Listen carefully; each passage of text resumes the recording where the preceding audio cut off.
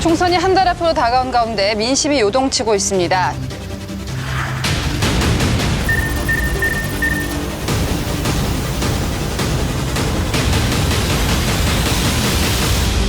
자, 여야를 지켜보는 민심 어떻다고 보십니까?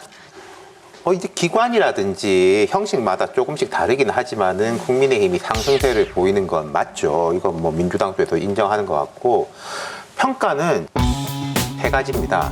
절대평가가 있는 거죠. 예. 잘하느냐 못하느냐, 상대평가, 상대방에 비해 가지고 잘하느냐 못하느냐, 선거는 뭐 상대평가니까요. 그리고 시계열적 평가가 있는데, 이 당이 이전보다 지금이 나아졌냐 못 나아졌냐, 추세. 그렇죠. 예. 그러니까 예를 들어서 80점을 받다가 70점 받는 것보다 50점 받는 거 받다가 65점 정도 받는 게 사실 선거에 더 좋아요. 국민의힘 같은 경우에는 대체로 인정하는 것이 상대평가의 부분과 시계열적인 평가의 부분에서 강세를 보이고 있다. 이걸 뒤집으면 민주당이 절대평가는 뭐 굳건한 면이 있지만은 시계열적 평가, 공천 파동 같은 거, 예. 또 상대평가, 한동훈이라는 신상대, 이재명의 이 비교 평가에서는 밀리고 있다. 뭐 대체적으로 그렇게 보는 것 같습니다. 확실히 국민의힘이 기적적인 상황 변화가 일어난 것이면은 분명하죠. 네. 그런데 이제 이것이 한동훈 비대위원장 효과가 있을 것이고, 그리고 저쪽에서 하도 못하니까 그 반사 효과가 있는 것인데, 공천 내홍이라고 하는 것이 과거 20대, 21대를 보게 되면, 특히 국민의힘 계열에서 보면 뭐 옥새 들고 나르샤라든지 뭐 돌려막기 공천 이런 것들이 일어났던 시점이 선거 앞두고 한 3, 4주 전이었거든요. 근데 지금 이 민주당은 이미 그 이전에 이 여러 가지 문제점들이 다 이제 노출이 된 상황이에요. 그러니까 지금 해결할 수 있는 시간들이 좀 남아있다는 예. 거죠. 그러니까 이게 공천이 마무리되고 나서 민주당 내에 그 지지하는 세력들이 어떤 화학적 결합을 보여주고 또 이것이 얼마나 결집도를 가져갈 것이냐. 그것이 상당히 선거 결과에 영향을 미치지 않을까 싶습니다. 자, 앞으로 서울 민심에 가장 영향을 미칠 변수는 뭐라고 보십니까?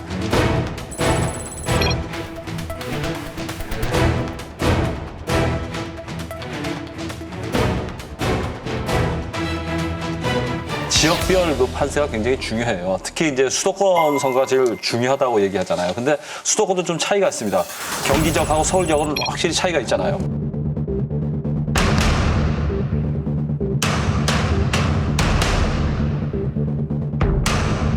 한강 벨트라고 하면 엄밀히 얘기하면 마용성이에요.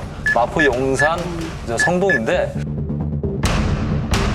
사실 이제 거기에 이제 광진 그리고 이제 동작을 붙여서 이게 이제 한강 벨트라고 하는데 국민의힘에서 가지고 있는 의석이 용산 하나잖아요.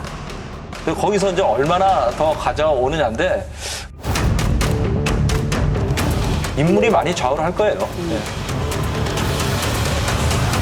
제가 이번 서울 선거의 특징을 하나를 보면요. 통상적으로 과거에는 부동산, 뭐 세금 이런 게 공약이었는데 공약이 뭔지 모르겠어요. 요즘은 양당이 다 비슷하게 가가지고 그냥 뭐 먹힌다 싶으면 나도.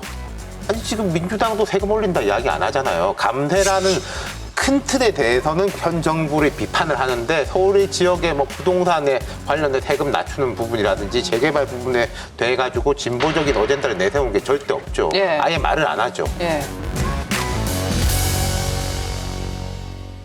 네, 이재명 대표는 탈당한 김영주 전 부의장의 지역구 사수를 위해서 영등포 갑으로 달려갔는데요. 민주당을 탈당한 김영주 전 부의장을 향해서 이상한 핑계를 대고 나갔다면서 비판을 했습니다. 저희가 단수로 추천을 안 해도 경선에도 너끈하게 원래 이기는 건데 맞습니다. 그 이상한 핑계를 대고 나가시는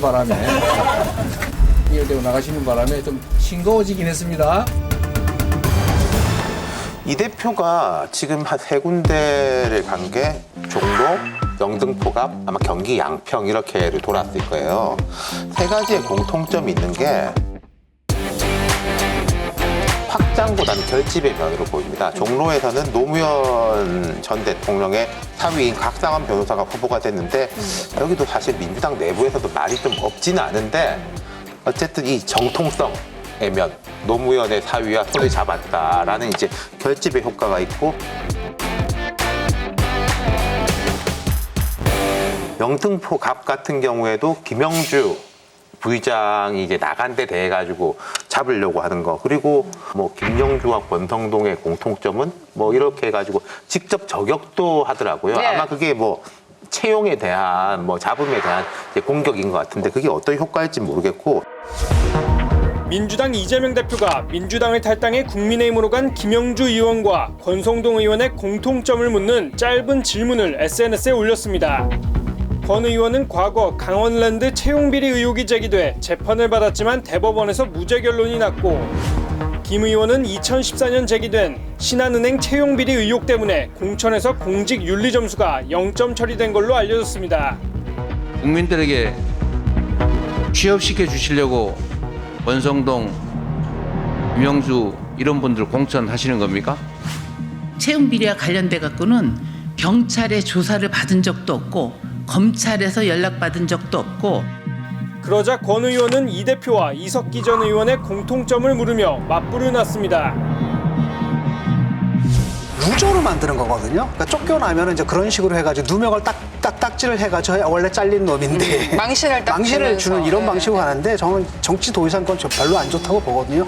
어쨌든 간에 떠나는 사람은 마음이 나쁠 수밖에 없고, 그러면 거기에 대해서 위로를 한다든지 하는 게 좀 통 큰 모습을 보여줘야 되는데, 지금 이제 강성 지지층들을 한테 어필하는 거예요. 이제 그런 방식으로. 그러면 강성 지지층들은 또 환호하거든요. 지금 그럴 수밖에 없는 게 자기들도 지금 급한 것 같아요. 지금 이 상태 속에서는 일단 중도 확장은 불가능하다. 라고 한다면 뭐냐면 최대한 강성들을 결집해서 강성 대 강성의 충돌로 가져가면 반발을 한다라는 거거든요. 그러니까 그렇게 좀 잡은 것 같아요, 스탠스를.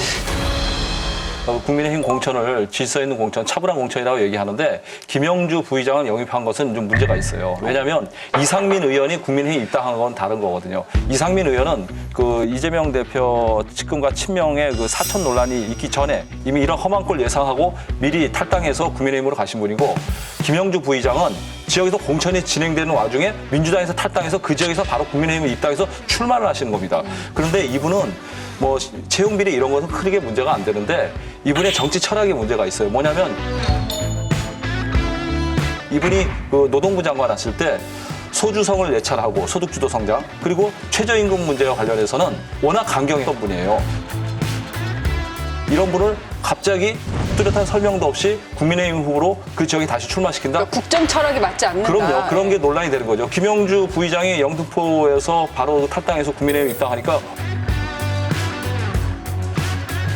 오히려 그 민주당 조직이 와해되는 게 아니라 민주당 지지자들이 결집하고 있던 그런 소식도 있어요.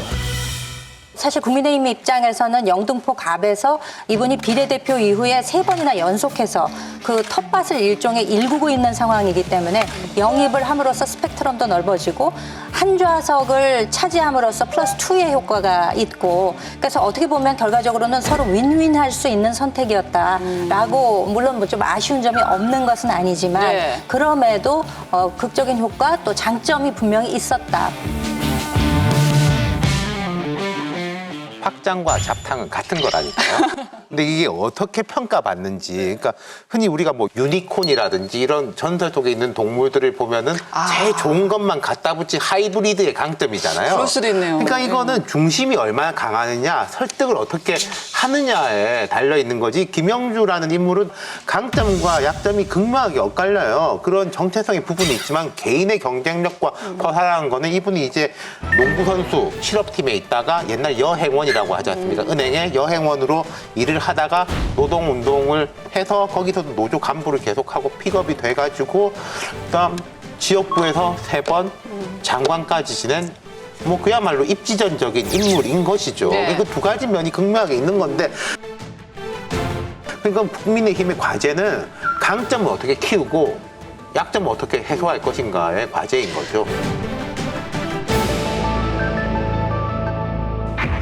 현역 의원 하위 10% 평가 페널티에도 불구하고 박용진 의원이 극적으로 생還했습니다.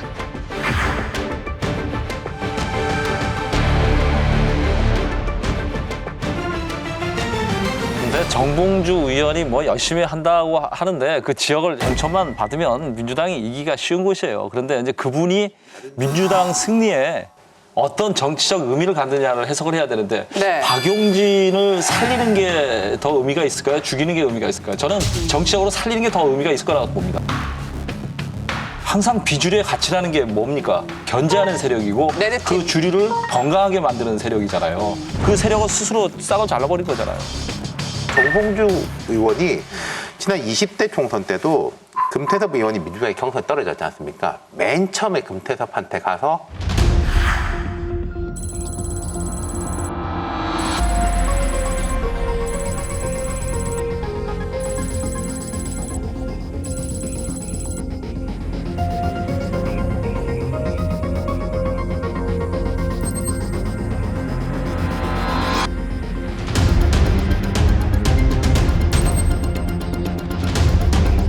금태섭 저격, 박용진 저격, 이른바 조금박해라고 하는 조금박해라고 하는 분들은 양면적인 게 있죠. 민주당의 강성 지지층 입장에서 눈에 가시인 것이고, 아니 좀 중도적인 분들이 볼 때는 민주당을 민주당답게 만들었던 네. 그분들만 골라가지고 저격한 인물이 되는데, 그럼 이분이 그냥 강북 선거뿐만 아니라 서울 전체 전체 선거에 판을. 어떤 영향을 미칠 것이냐. 예. 여러분, 여기를 눌러서 구독을 해주시면 강적들 컨텐츠를 빠르게 만나보실 수가 있습니다. 알람 설정도 잊지 말아주세요.